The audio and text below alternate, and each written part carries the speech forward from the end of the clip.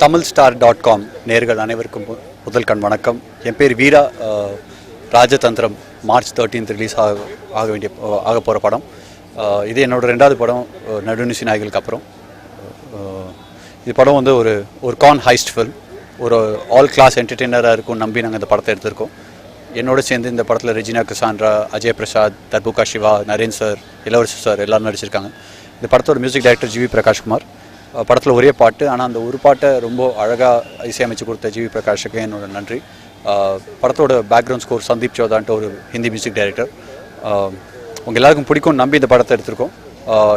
இந்த படத்தில் எனக்கு நடிக்கிறதுக்கு வாய்ப்பு கொடுத்த ஒய் பக்கெட் ப்ரொடக்ஷன்ஸ்க்கு நன்றி.